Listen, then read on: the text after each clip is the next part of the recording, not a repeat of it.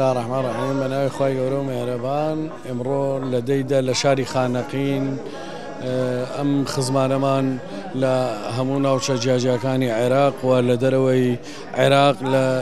لإيران للرستان لجلان غرب لكرماشان ولا زاخون وكو هوليرو سليماني وشار زورو تاوكو عربتو دربني خان قراخ وهم ناوچغاني كردستان ام بيا معقولانه هريك سروك تيرو سروك